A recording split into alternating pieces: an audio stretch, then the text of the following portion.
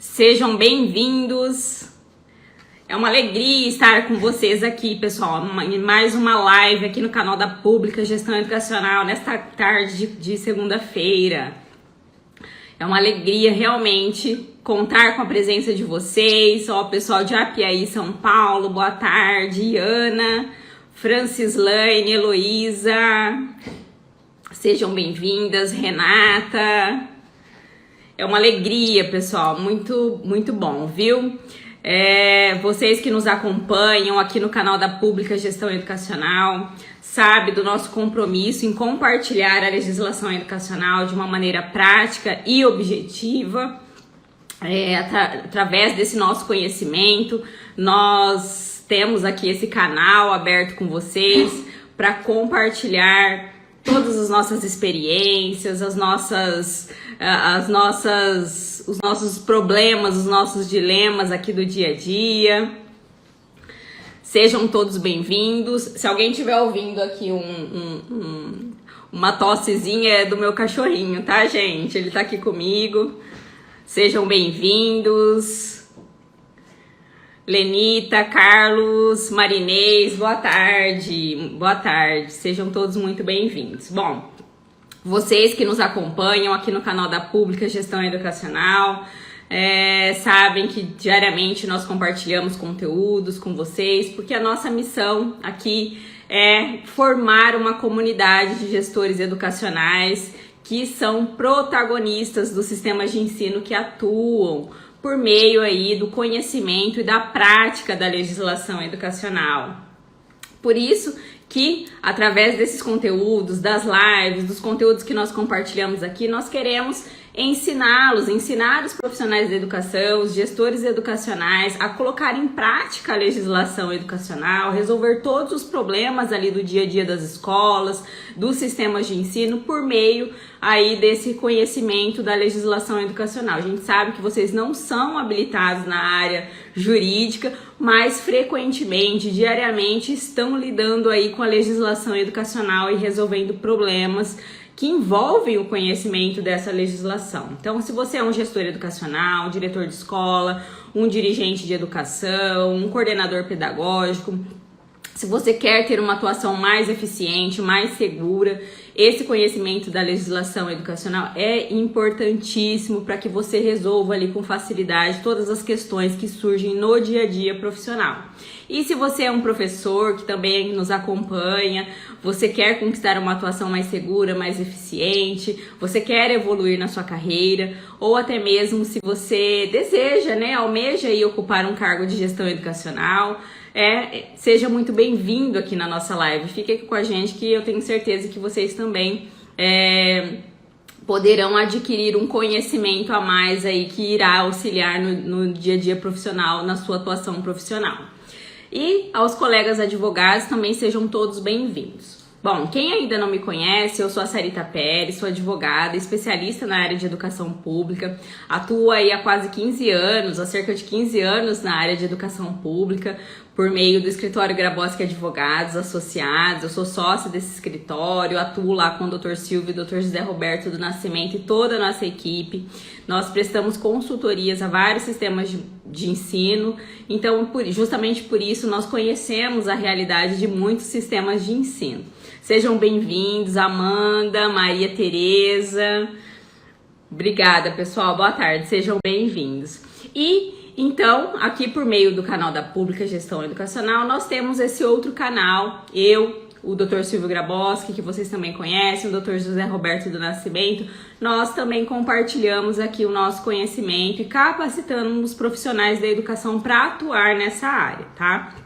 Então, sejam bem-vindos. Quem não conhece a nossa equipe, acompanhem. Hoje eu estou aqui nesta live, mas outros professores, Dr. Silvio, Dr. José Roberto, Dr. Luiz Antônio, frequentemente estão aqui nas lives também, compartilhando conhecimento com todos vocês. Bom, quem já chegou aí, eu vou pedir a gentileza de compartilhar essa live com pelo menos 5 alunos, aí 5 amigos, para que eles também possam acompanhar aqui a nossa live. Clica aqui no aviãozinho, pessoal. Quem já chegou, compartilhe aqui a live para que outros profissionais também possam acompanhar a nossa live e adquirir esse conhecimento, tá? Bom, por que nós escolhemos o tema de hoje? Carreira do magistério, organização do quadro de profissionais. Esse é um tema, quando a gente fala de carreira do magistério, a carreira é sempre um tema muito debatido entre os profissionais da educação, principalmente quando a gente fala de valorização dos profissionais da educação. Então, sempre que a gente fala sobre esse tema, surge aí a questão da carreira do magistério, da valorização dos profissionais do magistério, e isso envolve muitas vezes o plano de carreira, tá? Então nós fizemos uma pesquisa com os nossos seguidores, fizemos uma pesquisa com os nossos alunos do curso de Direito Educacional Descomplicado, e um dos temas que mais surgiram ali de dúvidas e de interesse em temas de lives foi justamente a carreira do magistério. Na semana passada, o Dr. Silvio Grabowski fez até alguns vídeos sobre esses temas, não sei se vocês acompanharam. Então, nós decidimos incluir aqui no nosso ciclo de lives do mês de agosto esse tema que é relacionado aí à carreira do magistério. Hoje eu vou começar falando sobre a organização do quadro de pessoal, do quadro do magistério. Mas nos próximos dias, nas próximas lives, já dando spoiler aí, a gente também vai tratar sobre outros assuntos. Então, na semana que vem, o Dr. Silvio e o Dr. José vão falar sobre os critérios de progressão funcional. Depois a gente também quer tratar aqui sobre a organização das jornadas de trabalho dos professores. Mas hoje eu vou iniciar esse tema, então, falando um pouco sobre a organização do quadro de pessoal. Frequentemente, a gente recebe dúvidas aqui dos nossos alunos, dos nossos clientes, sobre a questão da estrutura do quadro do magistério. Quem são os profissionais do magistério, os profissionais que devem integrar a carreira do magistério, os que não podem, se existe um padrão, uma estrutura padrão de organização de quadro do magistério, então se tem lá os cargos mínimos, uma estrutura mínima que deve ser seguida pelos sistemas de ensino, ou se não, onde buscar essas diretrizes para a organização desse quadro.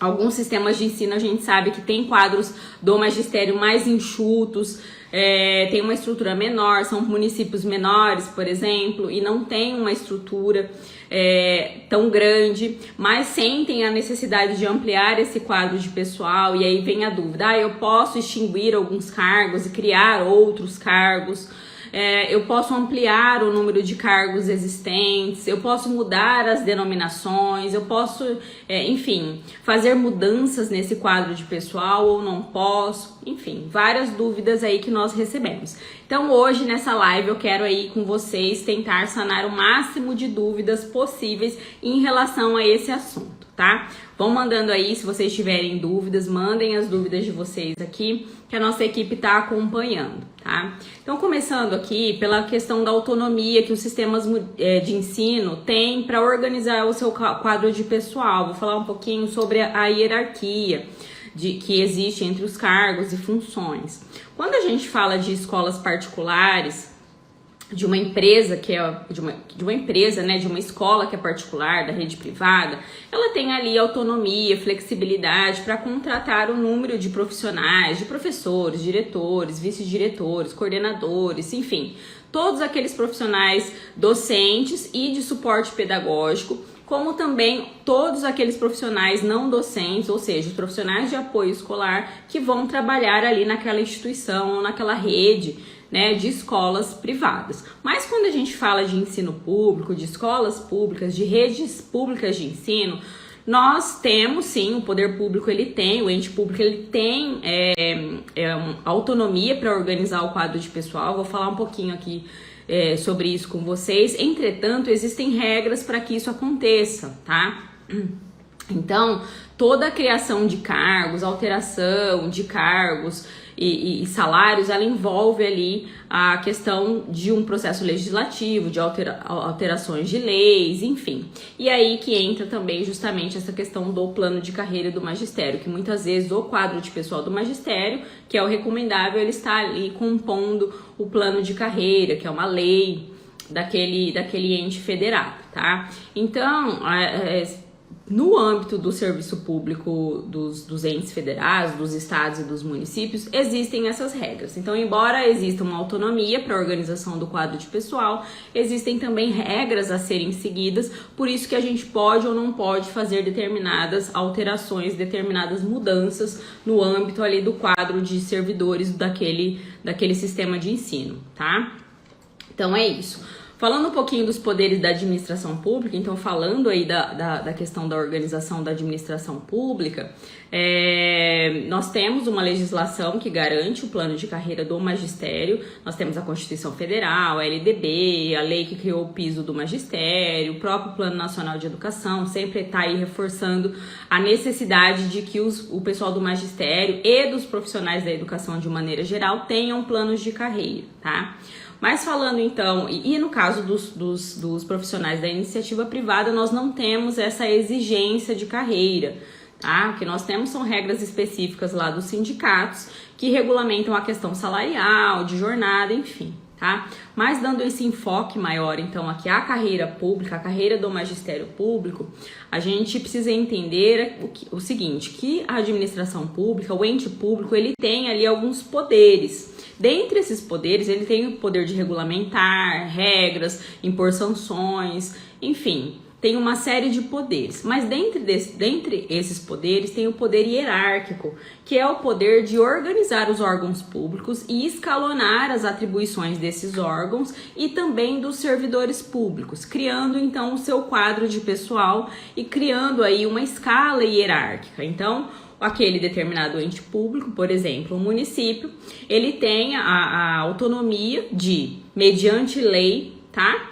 Organizar a sua estrutura administrativa, os órgãos que compõem ali a sua estrutura e criar também o seu quadro de pessoal. Então, já adianto para vocês que nós não temos, falando aí um pouquinho da questão da organização do quadro do magistério em si, nós não temos uma legislação de referência nacional, um modelo nacional que venha nos trazer uma organização administrativa adequada para o magistério. Olha, precisa seguir esse padrão de quadro do magistério, com esses cargos, com essas denominações, com essas quantidades, tá? Nós não temos isso. Por quê? Porque isso entra aí na esfera, então, de autonomia de cada ente público, de cada ente governamental e estabelecer o seu quadro de pessoal, tá? E também criar aí os seus órgãos. Por isso que nós temos tanta variedade, tantas alterações, tantas diferenças de um sistema de ensino para o outro.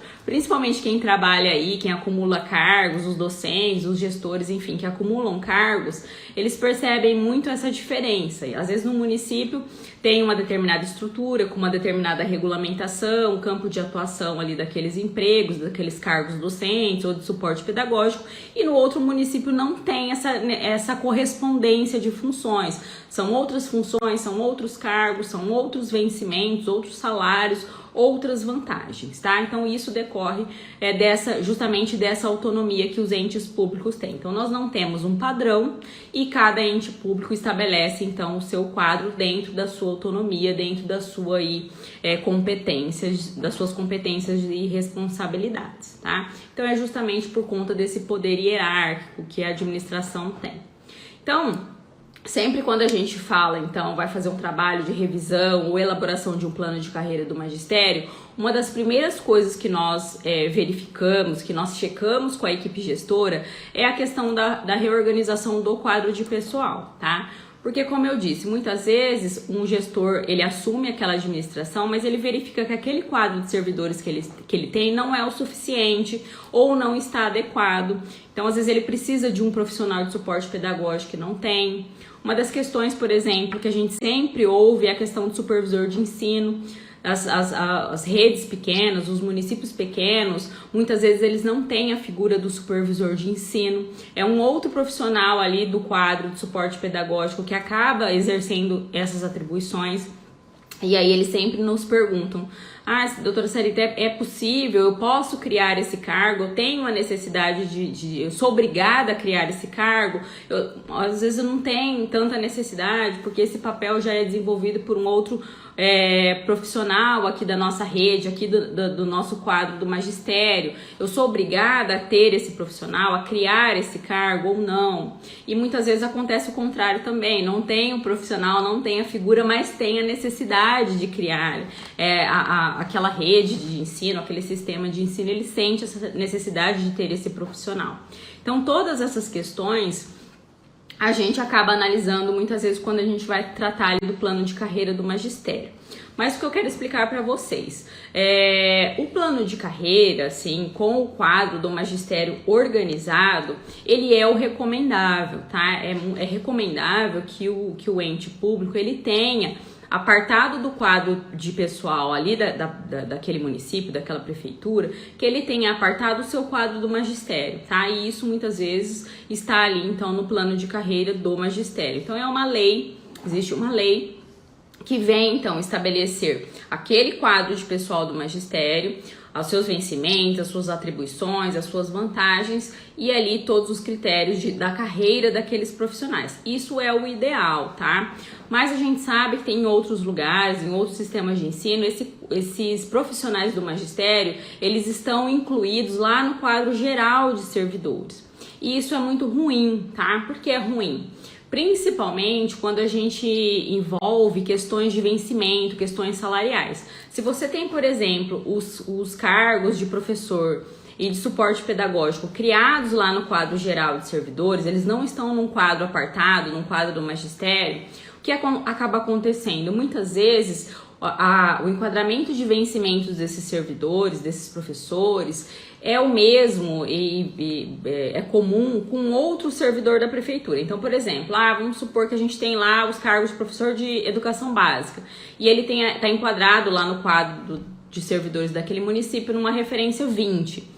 Mas pode ser que um outro servidor público, que uma outra categoria de servidores públicos de outra área, de outro setor, por exemplo, da área da saúde, também esteja enquadrado naquela mesma faixa de vencimentos 20, por exemplo, nesse exemplo que eu dei para vocês. Então, se por acaso aquele ente público, aquele gestor público, ele precisa adequar o salário do professor, porque existe recurso sobrando lá do magistério, do Fundeb, recursos da educação, ou porque ele precisa adequar o salário daquele professor, o vencimento daquele professor ao piso salarial nacional do magistério, por exemplo, se ele fizer qualquer mudança nessa referência 20 para ajustar essa condição do professor, ele acaba tendo que ajustar automaticamente os vencimentos de todos aqueles profissionais que estão também enquadrados na referência 20, naquela mesma referência salarial, e muitas vezes isso gera um impacto para aquele ente público, porque muitas vezes ele precisa adequar o salário do pessoal do magistério, daquele profissional do magistério, mas ele acaba tendo que fazer essa adequação para os demais, e muitas vezes isso emperra, na verdade, é algo que vem aí, acaba sendo um entrave muitas vezes para a valorização ou para a implantação de melhorias para os profissionais do quadro do magistério, tá? Então nós temos situações variadas em que o quadro do magistério ele está apartado em legislação própria, então o município tem lá, por exemplo, o seu estatuto e plano de carreira do magistério. Nessa legislação existe um quadro de pessoal, a gente vai falar aqui quem são esses profissionais, vou falar um pouquinho para vocês já. E ali naquela legislação estão todos os seus direitos, vantagens, a sua tabela de vencimentos, a quantidade de cargos criados para cada uma daquelas categorias, enfim. E tem outros municípios que não tem, outros sistemas de ensino que não tem, que esse quadro está lá, esse quadro de profissionais do magistério está lá incluído no quadro geral de servidores, e isso aí não é o recomendável, tá? Então, se vocês estão participando de um processo de revisão ou elaboração do plano de carreira do magistério, na medida do possível, tentem tirar esses profissionais, tá? Lá do quadro geral e trazer para o plano de carreira do magistério, montar um quadro específico da carreira do magistério, de maneira que o profissional, ele possa conhecer aquela sua legislação, aquele seu plano de cargos e salários, e ele consiga realmente visualizar qual é o seu enquadramento funcional, quais são as suas vantagens, a denominação do seu cargo, enfim, isso facilita para o profissional do magistério, como também facilita para o gestor educacional quando ele precisa modificar, quando ele precisa implementar vantagens, tá? A Marli Amaral tá perguntando, doutora, pode ter os dois, geral e mais o magistério? Sim.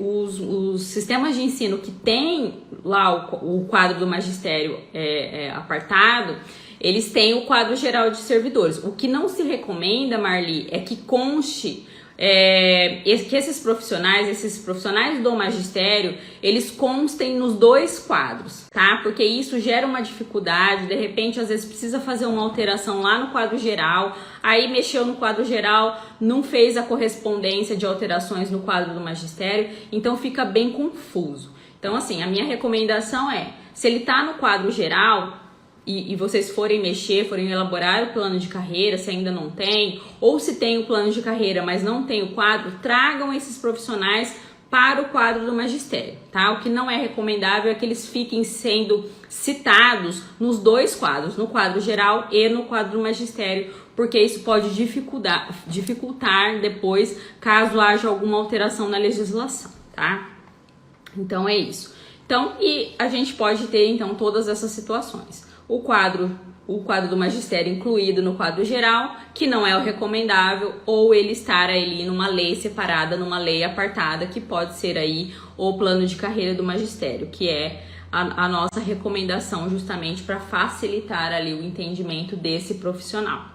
E quando a gente fala de quadro do magistério, tá? A criação de cargos públicos, ela deve ser sempre feita mediante lei de autoria do chefe do Poder Executivo, tá? E essa lei, ela tem que conter o quê? No mínimo, o nome, a denominação do cargo, tá? Então, não existe uma denominação padrão. Então, nós temos professor de creche, professor de educação infantil, professor de educação infantil 1, professor de educação infantil 2, professor de pré-escola, professor de ensino fundamental anos iniciais, professor de educação básica, professor de ensino fundamental 2. Enfim, nós temos aí várias denominações, dependendo da organização de cada sistema de ensino, de cada ente público, tá? Nós não temos uma padronização, então nós temos essas variadas formas, mas existe uma nomenclatura, então esse cargo ele precisa estar denominado ali, definido a sua nomenclatura. É necessária a quantidade de vagas, então precisa estar especificado a quantidade de vagas criadas para aquele determinado cargo. Então, eu tenho lá o professor de educação infantil, professor de ensino fundamental 1. Quantas vagas estão criadas para cada um desses cargos? Por que isso é importante? Porque a nomeação mediante concurso público para o preenchimento dessas vagas, elas têm que ocorrer dentro desse número de vagas criadas, tá? Porque o administrador público, o gestor público, ele não tem liberdade de ir nomeando quantos profissionais ele quiser, tá? A nomeação, ela só pode ocorrer dentro do número de vagas criadas em lei. Então, por exemplo, se eu tenho 100 vagas de professor de educação básica criadas e as 100 vagas já estão ocupadas e eu preciso de profissionais, eu preciso de mais professores, eu preciso fazer concurso público, eu preciso checar no meu quadro de pessoal se existem vagas desocupadas, vagas criadas que não estão ocupadas, porque aí então eu posso oferecê-las e posso nomear os profissionais que se capacitarem ali mediante concurso público. Tá? Então, se não houver a vaga criada, não é possível a nomeação. Qual é o caminho? Enviar um projeto de lei para a Câmara, porque essa criação desse cargo ela foi criada por lei, então você, mediante uma outra lei, é feita então essa alteração da quantidade de vagas, da criação de vagas para aquele determinado cargo, tá? Então, é imprescindível a discriminação da quantidade de vagas e também a questão dos vencimentos, do enquadramento salarial, tá? Isso é imprescindível. Então, a lei que cria o determinado cargo, ela precisa também trazer qual é o vencimento base, qual é o enquadramento salarial daquele profissional, tá? Isso são requisitos básicos. A questão das atribuições, tá? A gente também recomenda que as atribuições de cada um dos cargos do magistério estejam definidas na legislação, tá? A gente sabe que nem todos os sistemas de ensino têm com muita clareza o descritivo dessas atribuições, mas é recomendável que se tenha. Inclusive, o Tribunal de Contas é uma exigência que o Tribunal de Contas vem fazendo, de que a lei de criação dos cargos ela venha acompanhada da respectiva discriminação das atribuições de cada uma dessas funções, desses empregos, desses cargos, tá? Muitos sistemas de ensino, às vezes, lá naquela lei de criação do cargo, não especificou detalhadamente as suas atribuições, mas tem por exemplo, um regulamento apartado, que pode ser um decreto, que traz ali o rol de atribuições desses profissionais. Mas na medida do possível, pessoal, se vocês estiverem fazendo aí a revisão ou atualização do plano de carreira do magistério, organizando o quadro de pessoal, as vantagens da carreira, aproveitem para inserir dentro ali dessa lei, dessa normativa, esse rol descritivo das atribuições. Isso é muito importante. Isso dá clareza para o profissional, tá? Inclusive na hora da abertura do concurso público, ele já sabe quais são as atribuições que ele deve cumprir e também traz aí segurança para a atuação da equipe quando ela vai cobrar a atuação desse profissional, quando ela vai realizar a avaliação de desempenho desses profissionais. Então é fundamental que existam essas atribuições. E quando eu falo que isso é necessário a criação e a extinção de cargos deve ser feita mediante lei, por que isso acontece? E lei ainda de iniciativa do chefe do Poder Executivo, que no caso do município, por exemplo, é o prefeito, no caso dos estados, é o governador do estado.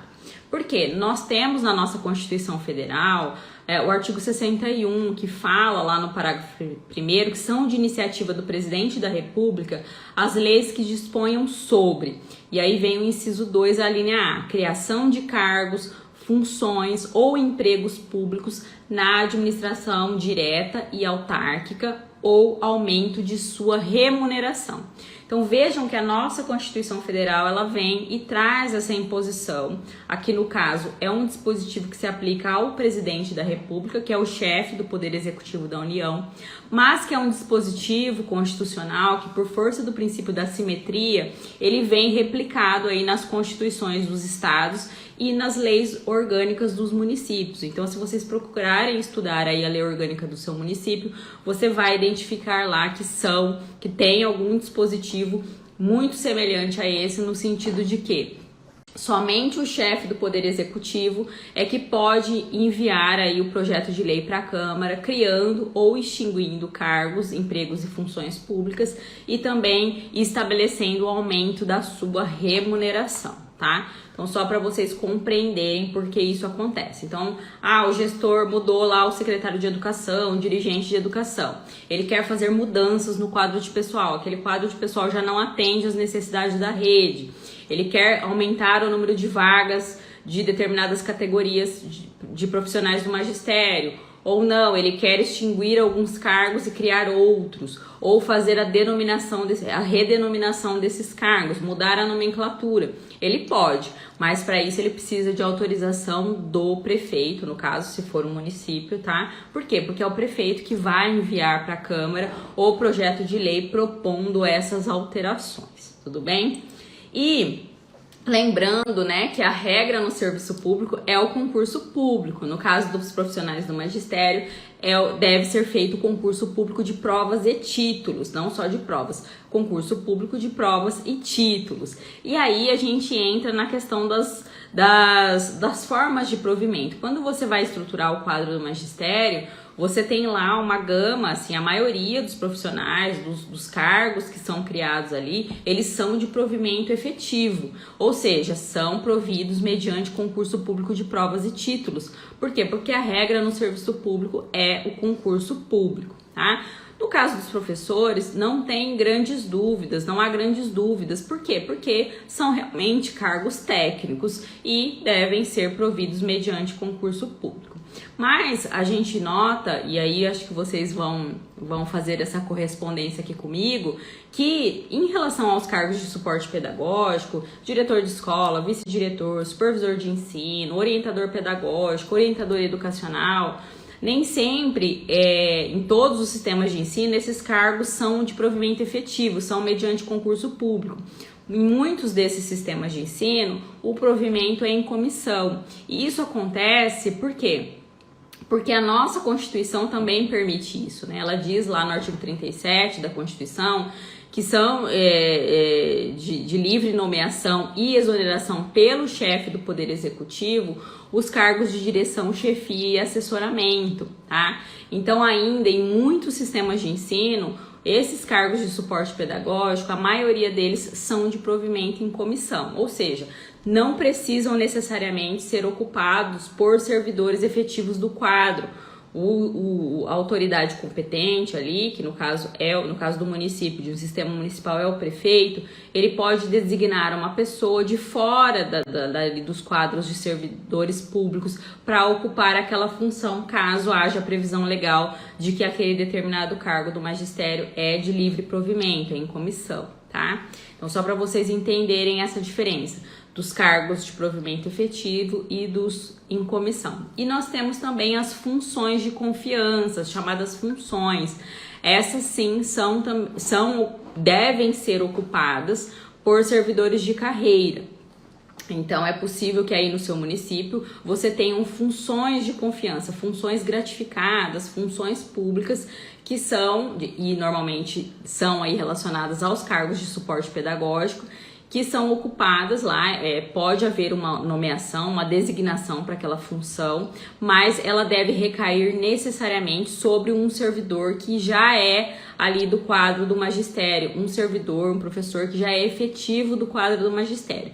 Então, essas são as chamadas funções de confiança, tá? Então, nós temos os cargos e empregos efetivos, os cargos e empregos em comissão e as funções de confiança. E também, só para fazer um esclarecimento, quando eu falo de cargos ou empregos, essa nomenclatura, essa denominação decorre aí do regime jurídico funcional que é adotado pelo município. Então, o município que ele tem um estatuto, que ele adota o regime jurídico estatutário ali na relação com os seus servidores, existe um estatuto, a gente fala que aquele servidor público é detentor de cargo público.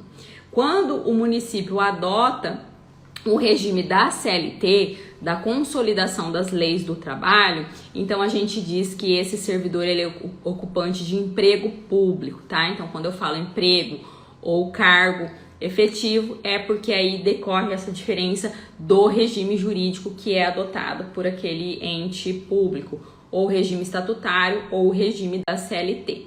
E só para esclarecer, pessoal, mais uma coisa, a questão dos servidores temporários.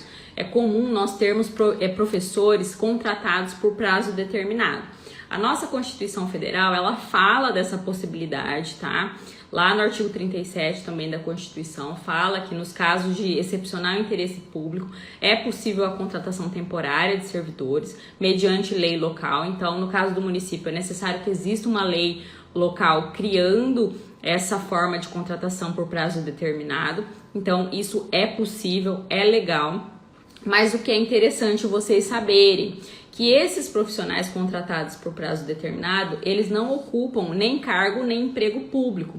Eles não ocupam uma vaga no serviço público, tá? Tanto é que não é necessário a existência de uma vaga para que exista essa contratação, tá? E por isso, então, que a gente diz que esses profissionais, eles não são detentores de cargo ou emprego, eles ocupam funções docentes temporárias, tá? Então, a gente faz essa distinção também. Então, quando a gente usa a denominação cargos ou empregos públicos, a gente está sempre se referindo àqueles servidores que são efetivos, que são concursados, tá? Quando a gente fala de empregos ou cargos em comissão, são os de livre nomeação e exoneração, estão relacionados aí às funções de direção, chefia e assessoramento, e as funções de confiança, que são aquelas que devem obrigatoriamente recair sobre servidores efetivos do quadro, tudo bem? Só para esclarecer aí essa questão para vocês. Então, lá no quadro do magistério, quando a gente vai organizar o quadro, a gente faz a previsão só daqueles cargos e empregos efetivos, cargos e empregos em comissão, tá? Por quê? Porque esses dependem da existência de uma vaga criada em lei para que seja então feito o concurso público e haja ali a nomeação para ocupar aquela vaga, tá? Por isso mesmo, também, em decorrência de tudo isso, dessa autonomia aí dos entes públicos para organizar o seu quadro de servidores, que nós não temos também um modelo padrão, uma estrutura mínima adequada para o magistério que deve ser seguida por todos os entes públicos, tá? O que nós temos é o poder público tendo que efetivar o direito à educação, é um dever constitucional de ofertar o serviço público, e para que esse Estado, esse poder público, ele cumpra o seu dever, ele precisa então ali dos servidores públicos para poder colocar em prática, para poder executar o serviço, a prestação do serviço público, no caso da educação, o serviço público educacional, que é feito então através dos servidores públicos. Então a gente até fala que tem uma cadeia de entrega do serviço público, né? Nós temos lá a Constituição Federal, as normas nacionais impondo esse dever para o poder público, nós temos as políticas nacionais de educação, e aí vem então através dos órgãos públicos, dos órgãos de educação, dos órgãos de cada sistema de ensino, a distribuição das competências e das responsabilidades entre os órgãos e os servidores públicos para que de fato esse serviço público chegue à população, tudo bem? Bom, falando então um pouco do quadro do magistério em si, quem integra o quadro do magistério? Basicamente nós temos duas categorias, que são os professores, os docentes, e os integrantes das chamadas classes de suporte pedagógico, que nós também chamamos frequentemente de gestores educacionais. São aqueles profissionais que dão suporte para o exercício da docência, para os professores. Então, no âmbito das escolas, nós temos o diretor de escola, o vice-diretor, os coordenadores pedagógicos. Tem alguns municípios que têm a figura do professor coordenador pedagógico ali atuando dentro da escola. E os profissionais que atuam em nível de rede, em nível de sistema de ensino, que normalmente são os supervisores de ensino, os orientadores educacionais, os assessores de planejamento educacional, enfim, independentemente das nomenclaturas, nós temos então profissionais de suporte pedagógico atuando em nível de rede de ensino, de sistema, e também profissionais de suporte pedagógico, de gestores educacionais atuando em cada escola que integra ali aquela rede de ensino, tá? E aí, pessoal, vocês podem me perguntar, Sarita, e os demais profissionais da educação, eles não têm direito de ter um quadro, uma organização específica e tal? Então, quando a gente analisa a legislação educacional, e principalmente quando ela fala da existência dos planos de carreira, essa garantia, ela muitas vezes está atrelada aos profissionais do magistério. Então, a gente tem muita clareza em relação à necessária existência de um quadro, de uma carreira específica para o magistério, que aí a gente engloba os professores, docentes, e os profissionais de suporte pedagógico à docência, como eu disse para vocês. Os demais profissionais da educação, eles também têm direito, sim, a um plano de carreira, tá? Só que a gente encontra aí muitos empecilhos para a organização desse plano de carreira, e isso acaba dificultando, muitas vezes, que os municípios implantem isso, né? Os municípios e os estados implantem esses planos para os demais profissionais da educação. Eu não sei se vocês acompanharam a live da semana passada, o Dr. Silvio falou bastante a gente falou sobre o Fundeb, quais são os profissionais que a gente pode incluir na parcela de remuneração dos 70% do Fundeb. E ele falou muito sobre a questão dos profissionais lá de apoio, dos demais profissionais da educação que precisam ter cursos técnicos pedagógicos de acordo com a LDB, para que então eles sejam considerados efetivamente profissionais da educação e possam ser remunerados com a parcela dos 70%, tá? O Dr. Silvio até falou sobre o eixo, lá tem um catálogo de cursos técnico-profissionais, tá? E no eixo da educação a gente tem 13 cursos, mas a gente sabe que esses cursos não abrangem todos aqueles profissionais que na prática nós temos. Nós temos o inspetor de alunos, nós temos as merendeiras, nós temos o monitor de transporte escolar, nós temos o motorista de transporte escolar, nós temos o pessoal da limpeza. Enfim, nós temos uma gama de profissionais ali que também estão dentro da educação, estão atuando diretamente na educação, mas dentre os quais não se é exigida a formação pedagógica, tá? Então, eles entram aí nesse quadro de apoio. Então, para a gente esclarecer um pouquinho aqui, vou esclarecer para vocês quem são esses profissionais, qual é a fundamentação legal, a base legal, é o artigo 61 da LDB, tá? Então, lá no artigo 61, a LDB diz assim: consideram-se profissionais da educação escolar básica. Então, ela usa o termo profissionais da educação. E aí, ela vem esclarecendo em 5 incisos quem são esses profissionais, tá? Mas, basicamente, pessoal, são 3 categorias de profissionais que a LDB traz ali no artigo 61. E dessas 3 categorias, 2 integram o plano de carreira do magistério, o quadro do magistério, tá? Que são os docentes, do inciso 1, professores habilitados em nível médio ou superior para docência na educação infantil e nos ensinos fundamental e médio, e o inciso 2, que são os trabalhadores em educação, portadores de diploma de pedagogia, com habilitação em administração, planejamento, supervisão, inspeção e orientação educacional, bem como os detentores de títulos de mestrado e doutorado nas mesmas áreas, tá? Então, essas 2 categorias são aqueles que integram o quadro do magistério, a carreira do magistério. Professores e os profissionais que dão suporte pedagógico à docência, que possuem habilitação em administração, planejamento, supervisão, inspeção e orientação educacional. Então vejam que a LDB, ela especifica as funções que eles fazem, mas não necessariamente a denominação, a nomenclatura dos cargos. Por isso que a gente tem aí variadas denominações e nomenclaturas quando da organização do quadro de pessoal ou do plano de carreira, tá?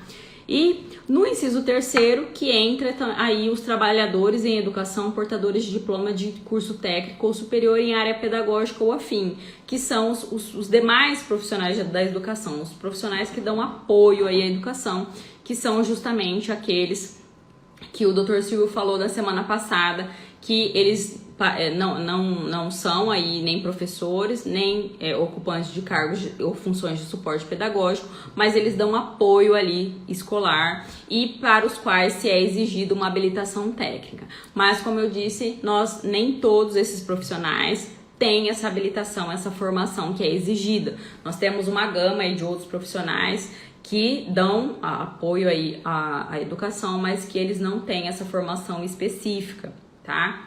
Eu vou falar um pouquinho sobre eles. Existe também uma resolução aí do Conselho Nacional de Educação que fala sobre o plano de carreira desses profissionais, tá? Eu vou passar aqui para vocês também.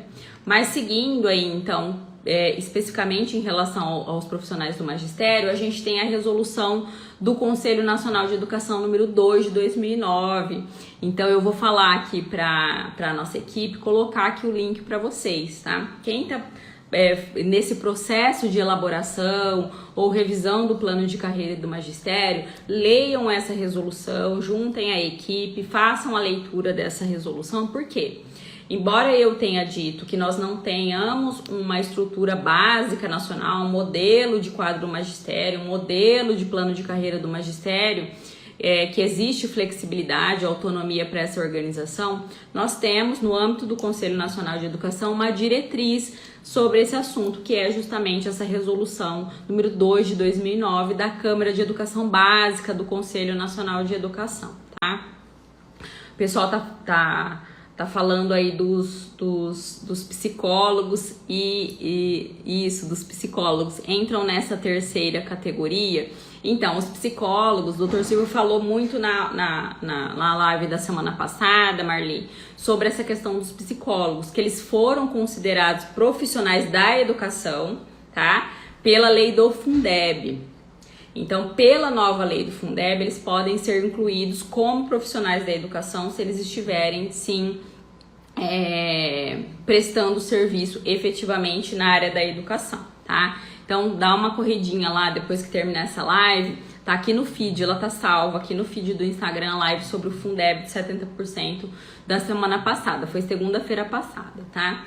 Então, só para passar aqui rapidamente para vocês, pessoal, lá no artigo 2º dessa resolução do Conselho Nacional de Educação, número 2 de 2009, que ela fala assim, ó, o título dela é Fixa as diretrizes nacionais para os planos de carreira e remuneração dos profissionais do magistério da educação básica pública. Então, lá no artigo 2º, parágrafo 1º, ela diz quem são esses profissionais do magistério.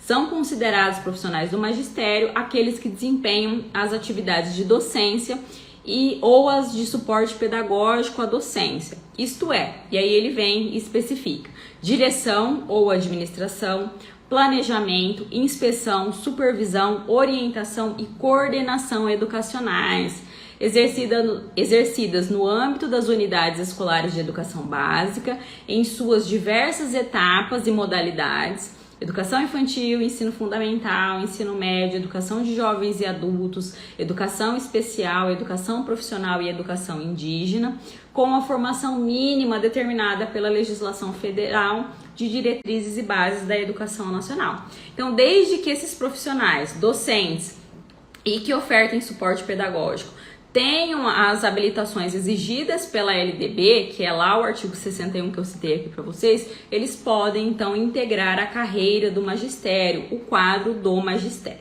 tá? E aí então nós temos, só para reforçar, essa resolução, a resolução número 2 de 2009, que fala especificamente do plano de carreira do magistério, e a resolução que eu citei para vocês, que eu falei para vocês agora há pouco, que fala sobre os demais trabalhadores em educação, que também têm direito a um plano de carreira, é a resolução também da Câmara de Educação Básica do Conselho Nacional de Educação, é a resolução número 5 de 2010, tá? Fixa as diretrizes nacionais para os planos de carreira e remuneração dos funcionários da educação básica pública, tá? Então, eles se encaixam como profissionais de suporte pedagógico, a Kira está falando dos profissionais de apoio, dos demais profissionais de apoio. Se for desses profissionais, os psicólogos e assistente social, sim, eu entendo que eles entram como profissionais de apoio, tá? Por quê? Porque para eles, Kira, não é exigida a formação pedagógica, a pedagogia, como é o caso dos professores e dos ocupantes de funções de suporte pedagógico. Então, eles entram aí como profissionais de apoio, demais profissionais da educação, pelo aí entendimento da nova lei do Fundeb, já que ela vem e considera esses profissionais como profissionais da educação, tá? Então, ó, nossa equipe, o Luiz Henrique está colocando aí para vocês essa outra resolução também, vale a leitura. A gente sabe, pessoal, que para os profissionais de apoio, a gente tem uma certa dificuldade da elaboração desse plano de carreira, por quê? Né? Lá de acordo com o inciso 3º do artigo 61 da LDB, quando ele fala dos demais trabalhadores em educação, que tem que ter essa habilitação técnica, a gente sabe que esses cursos são escassos, que muitos não têm essa habilitação. Agora que nós estamos que está em evidência esse tema, em razão da nova lei do Fundeb, que veio dizer que esses profissionais podem ser remunerados com 70%, mas desde que eles tenham essa formação específica, essa formação técnico-pedagógica, que a gente sabe que a maioria não tem, tá? O que a gente tem na prática, na verdade, são merendeiros, inspetores de alunos, motoristas de transporte escolar, auxiliares administrativos, profissionais da limpeza, que muitas vezes eles prestaram um concurso público que não é específico para a área da educação. Então a gente pega como exemplo o motorista. Às vezes ele fez o concurso público para motorista, tá? Mas dentre aquela quantidade de vagas que foram ofertadas no concurso público, vem o gestor público, e designa, tantos motoristas vão trabalhar na educação, no transporte escolar, tantos profissionais vão trabalhar lá nas ambulâncias, na área da saúde, tantos profissionais vão trabalhar lá no gabinete do prefeito, enfim, em outros órgãos da administração. Então, quando a gente vai fazer um plano de carreira específico para esses profissionais, muitas vezes a gente encontra dificuldades de fazer um plano de carreira para os profissionais de apoio da educação. Porque às vezes aquele profissional, aquele motorista, por exemplo, do transporte escolar, ele pode ser remanejado de setor, porque ele não fez um concurso público específico para a educação. Então nós sempre encontramos esse entrave, esse entrave mesmo na hora de aplicar, de colocar em prática. Mas nada impede, pessoal, que esses profissionais tenham um plano de carreira. Todos os servidores públicos, no âmbito do serviço público, é necessário, é imprescindível que os servidores públicos tenham um plano de carreira, independentemente se é da educação ou não. Porque se a gente pensar na carreira pública, o profissional, o servidor público, ele faz um concurso público e aí ele precisa... Gente, voltou? Tudo certo? Voltou aqui? Deu uma travada aqui. Acho que agora voltou, né? Pessoal, dá um ok aí pra mim. Isso, Adalto. Os motoristas são do quadro geral e não do quadro do magistério, exatamente, tá? Ai, que bom. Então, pessoal, é isso. A gente encontra um pouco essa dificuldade, mas no serviço público é imprescindível que todos os servidores públicos tenham uma carreira pública. Ele fez um concurso público ali, mas é importante, é necessário que esse profissional ele tenha uma evolução técnica ao longo dos anos. E, em contrapartida, ele tenha uma evolução remuneratória também. Tá? Então deve sempre haver esse incentivo. É que na nossa legislação nós temos esse enfoque aí, toda uma legislação educacional que garante a implantação dos planos de carreira do magistério. E no caso aqui dos demais profissionais da educação, a gente tem sim uma diretriz, uma resolução do Conselho Nacional de Educação que traz isso, que é essa resolução 5 de 2010, muito embora a gente não veja com tanta frequência a implantação desses planos de carreira, tá? Então fica aí para vocês essa dica, tá? Essa recomendação de leitura, pelo menos para vocês tenham essa noção e caso haja aí um momento de estudo, de implantação, que vocês tenham essa referência, essa diretriz do Conselho Nacional de Educação. Bom, então como eu disse, em relação às denominações, vou falar aqui um pouquinho das denominações. No caso dos professores, nós temos diversas denominações: professor de educação infantil, professor de creche, educador de creche, pré-escola, fundamental 1, fundamental 2, nós temos os professores especialistas, tá? O que eu quero dizer para vocês em relação a isso? É possível sim a redenominação dos cargos, tá? Então, muitas vezes, a gente vê que há uma defasagem de nomenclaturas. Eu vejo muitas vezes os profissionais das creches, os professores que atuam nas creches, às vezes tem lá um cargo de educador de creche e gostaria de ser reconhecido, de ser que seu cargo fosse redenominado para professor de educação infantil. Ou seja, é um cargo que já está no quadro do magistério, já é exigida a habilitação para o magistério, mas às vezes a nomenclatura não está atualizada. Então, é possível sim essa redenominação de cargos, empregos e funções, desde que sejam feitas por lei, tá? É possível sim. Uma outra dúvida em relação a isso é a questão da junção de cargos. Então, de repente, você tem o profissional que fez o concurso para atuar na creche, o professor de creche, ou professor de educação infantil 1, por exemplo, e tem o profissional de educação infantil que atua só na pré-escola. Alguns municípios querem juntar esses cargos e funções. Isso sempre causa dúvidas, tá? Aqui a gente pede um pouco de cautela. Qual que é o caminho recomendado? Ah, Sarita, eu acho conveniente, eu entendo que é melhor se o professor de educação infantil ele tivesse flexibilidade, ora atuar na creche, ora atuar na educação infantil. Ou, por exemplo, ao invés de nós termos professor de educação infantil e professor de anos iniciais, nós temos só o professor de educação básica, que é aquele professor que atua tanto no infantil como nos anos iniciais do ensino fundamental, já que a habilitação é a mesma, habilitação para o magistério na modalidade normal, nível médio, ou em nível superior, que aí é a pedagogia. Nós gostaríamos de juntar, eu posso fazer isso? Qual é a nossa recomendação? Que não se faça uma junção de cargos, tá? Que vocês preservem os cargos que já existem. Então, aqueles profissionais que foram concursados só para a educação infantil ou só para o ensino fundamental, que sejam preservados ali e sejam colocados em extinção na vacância. Então, quando houver a vacância desses cargos, dessas vagas já existentes que já são ocupadas por servidores de carreira, providos mediante concurso público, que aí sim, então... Voltou, gente? Que então esses cargos sejam repostos pelo cargo novo que foi criado. Então, eu vou criar o professor de educação básica, por exemplo.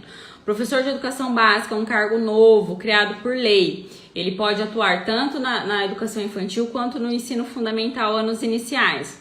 Mas eu preservo ali e coloco em extinção na vacância os cargos que eu tenho de educação infantil e de ensino fundamental, tá?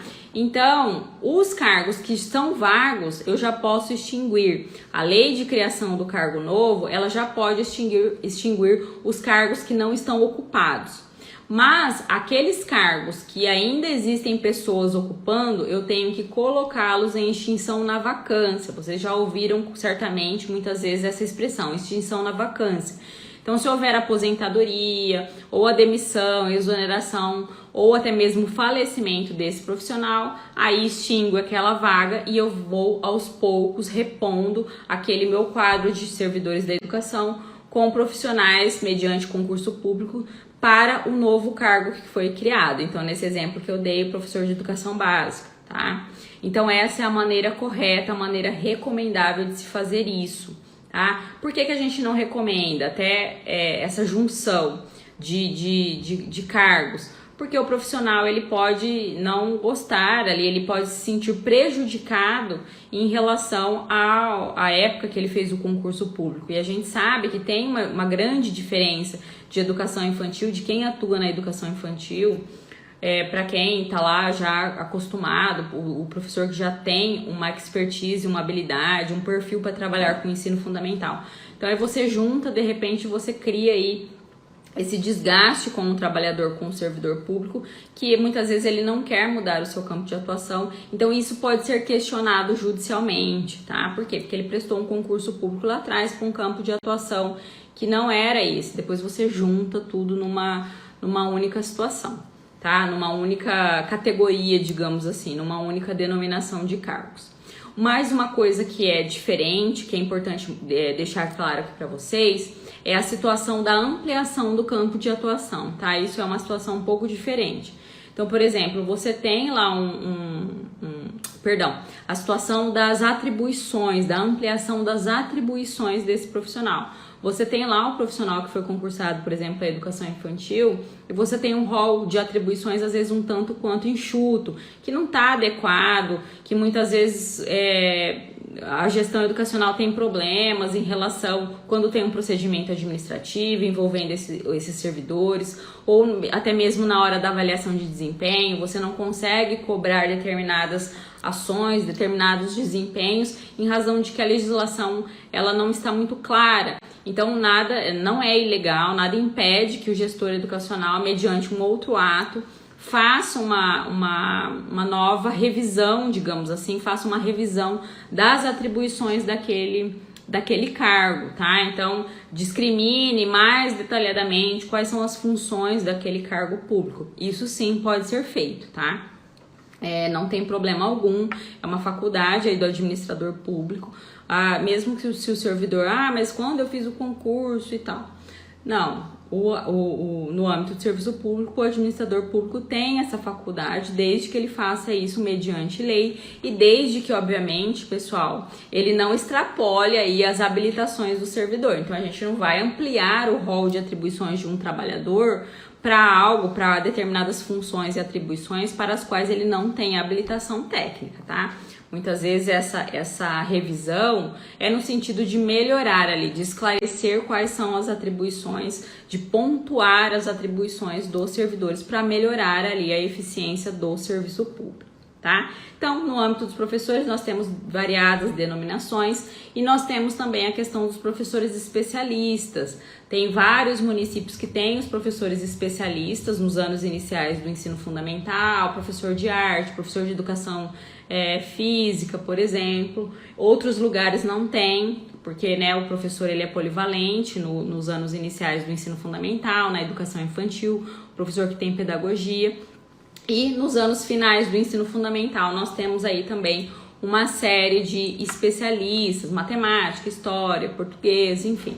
Nós temos esses vários especialistas nos municípios que atuam aí no ensino fundamental 2, tá? Então, em termos de professor, são esses cargos. E em relação aos profissionais de suporte pedagógico, nós temos então também uma gama de nomenclaturas, de denominações que estão relacionadas aí à direção, administração, planejamento, inspeção, supervisão, orientação e coordenação educacionais, seguindo aí as recomendações, as diretrizes do Conselho Nacional de Educação e até mesmo ali os parâmetros do artigo 61 da LDB, tá?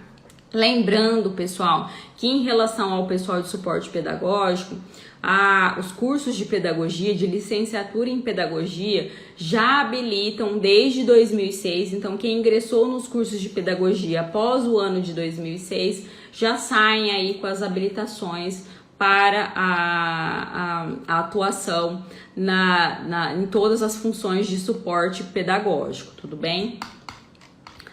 Vamos lá. Tá. Do pessoal dos demais profissionais da educação, eu já falei aqui para vocês, a gente tem aquela resolução número 5 de 2010, também da Câmara de Educação Básica do Conselho Nacional de Educação.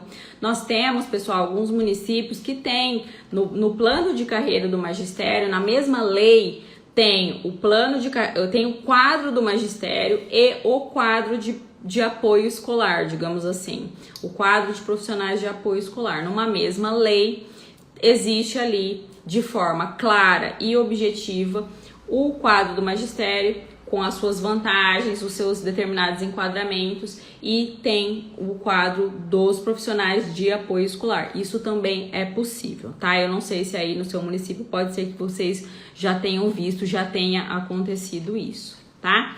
Deixa eu dar uma olhadinha aqui nas dúvidas que a gente tem, que vocês mandaram. Vou dar uma repassada aqui. Somos mais de 600 professores e ainda não temos regulamento do plano de carreira, o Adalto de Jesus. Nesse caso, qual a primeira ação para fazer valer a lei? Então, Adalto, vocês não têm o plano de carreira do magistério? O plano de carreira do magistério é um mandamento constitucional, como eu disse, né?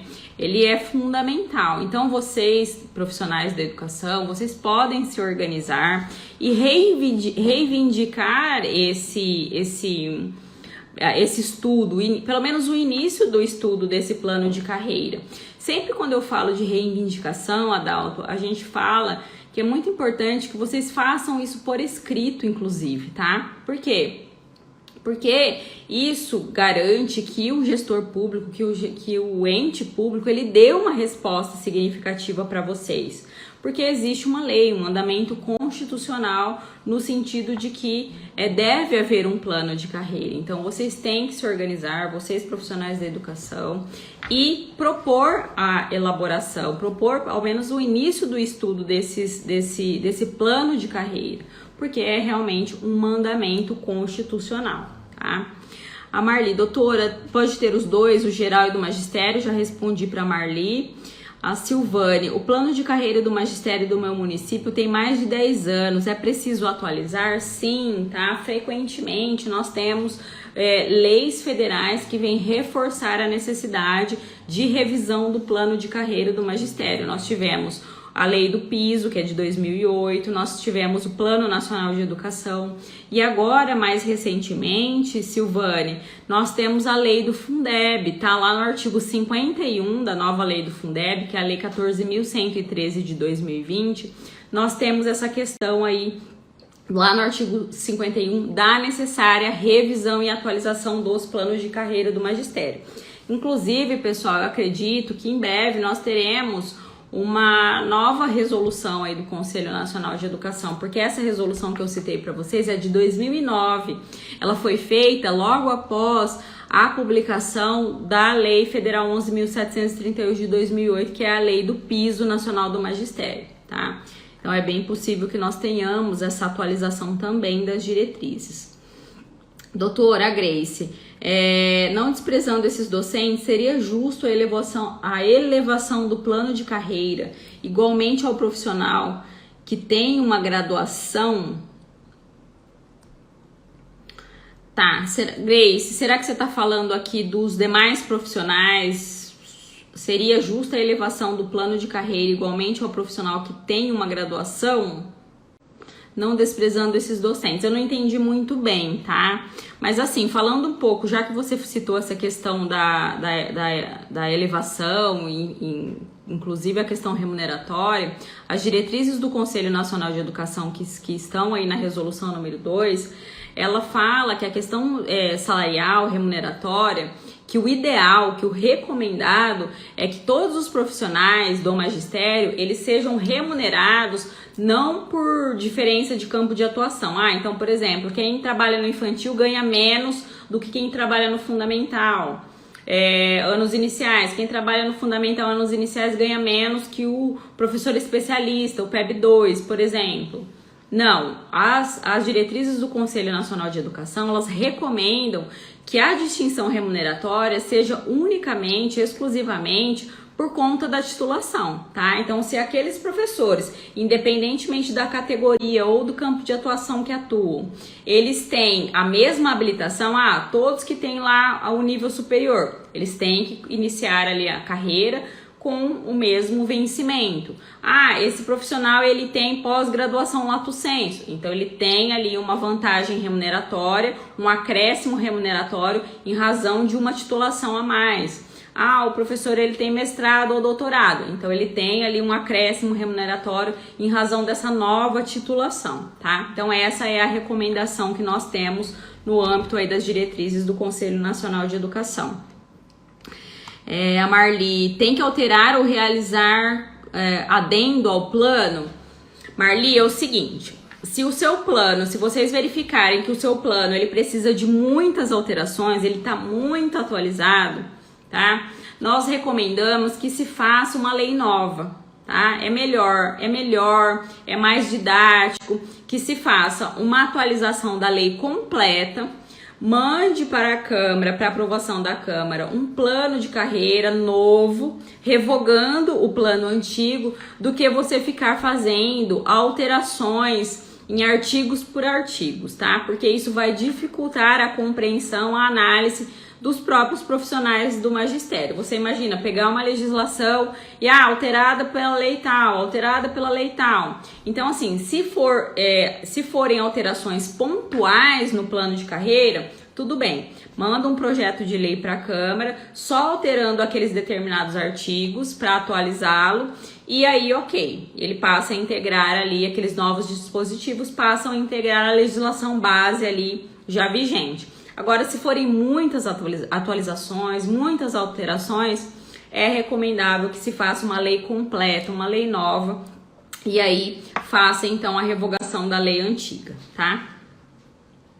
Os municípios precisam do plano de carreira para prestação de contas do recurso, os recursos do Fundeb, eles não necessariamente, tá?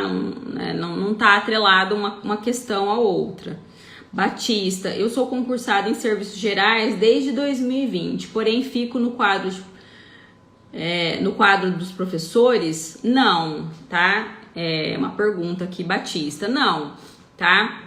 O quadro de professores, o quadro do magistério, quem é profissional do magistério? Quem é considerado profissional do magistério? É aquele profissional que lhe é exigida a formação para o magistério. Então, ou magistério nível médio ou a formação em nível superior, tudo bem? Então, não é considerado. O pessoal dos serviços gerais é considerado profissional de apoio escolar, tá? E entra ali no quadro, ou ele está inserido no quadro geral, ou pode ser que exista um quadro apartado, um quadro separado de servidores de apoio escolar. Eu acho, pessoal, que o meu WhatsApp aqui, tá? Eu não sei se a conexão, como que tá a conexão para vocês, mas aqui travou na pergunta da Kira, tá? O meu WhatsApp web aqui parou na última questão da Kira. Eles se encaixam como profissionais de suporte pedagógico, que foi que eu tinha respondido para Kira sobre os psicólogos, né, Kira? Mas, deixa eu dar uma olhadinha aqui então, porque aqui travou meu WhatsApp web, pessoal, que a minha equipe tá mandando aqui pra gente. O Wagner, como anda a lei do piso, ainda estava lendo sobre 2009, isso, Wagner, essa questão realmente é bem assim, de se pensar, mas para todos os efeitos, a gente entende, assim, nosso entendimento é que a lei do piso ela ainda está valendo, tá? Embora nós tivemos lá a revogação de alguns dispositivos constitucionais que foram citados na Lei 11.738, que é a lei do piso do magistério, ela veio regulamentar, a Lei 11.738, ela veio regulamentar o piso, que já é uma garantia constitucional. Então, na Constituição Federal, nós temos vários dispositivos que falam do piso salarial dos profissionais da educação. E nós tínhamos, então, essa Lei 11.738 regulamentando especificamente o piso do magistério. Então, qual é o nosso entendimento por hora? O piso do magistério, ele tá valendo, é necessário haver um piso, tá? Mas realmente é uma situação que precisa ser renovada, digamos assim, na nossa legislação. Porque realmente, quando a Lei 11.738 ela foi feita, ela se referiu a um artigo lá da Constituição Federal que foi revogado pela emenda constitucional 108, que é a emenda do novo Fundeb. Mas nós temos aí vários outros dispositivos na nossa legislação que falam do piso do magistério, inclusive o Plano Nacional de Educação, que falam dessa questão de ter o piso, tá? Então, assim, no nosso entendimento, ela ainda está valendo. A Eveline Souza tá falando do piso.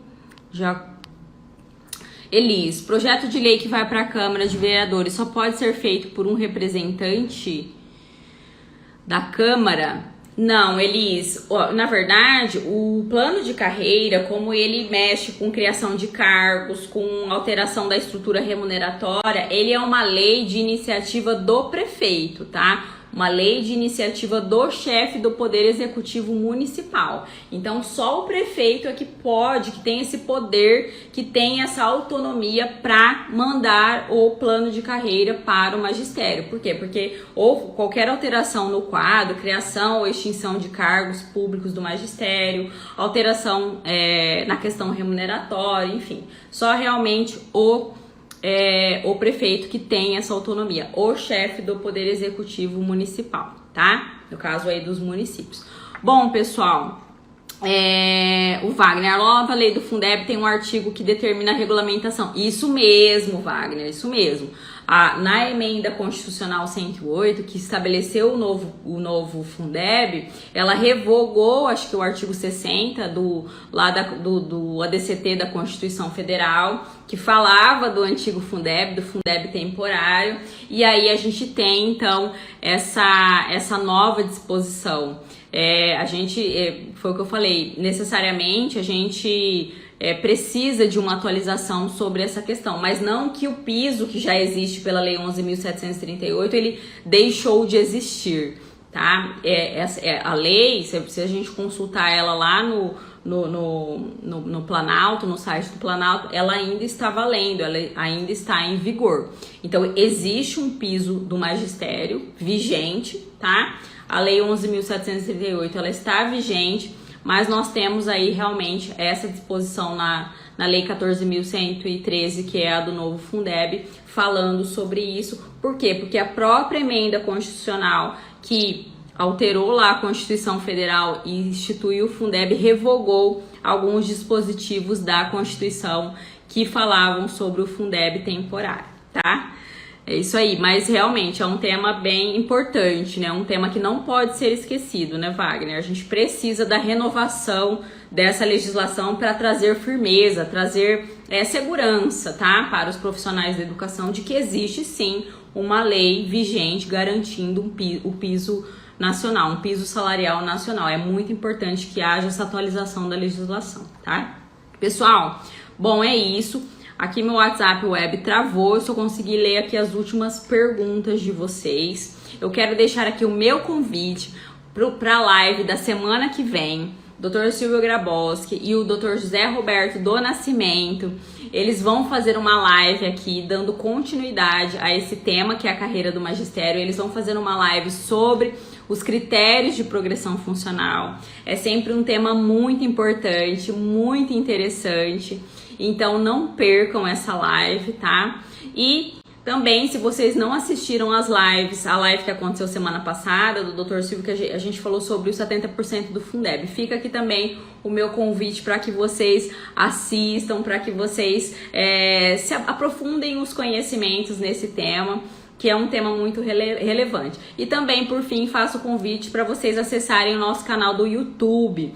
Lá nós disponibilizamos todas as lives que nós fazemos aqui. Então lá no YouTube vocês encontram de uma maneira mais fácil, mais didática, vocês encontram todas as lives que nós já fizemos aqui sobre legislação educacional, sobre gestão educacional, tá? Muito obrigada pela companhia de vocês, é uma alegria estar aqui com vocês. Obrigada aí, obrigada a Dalta, Eveline, a Adriana, a Elis, muito obrigada, Liana. Consegui acessar agora? Sim, vai ficar gravada, tá? Elis, Regina, muito obrigada, pessoal. Até a próxima semana que vem vocês encontram aqui o Dr. Silvio Graboski e o Dr. José Roberto do Nascimento dando continuidade a esse tema. Um beijo, muito obrigada.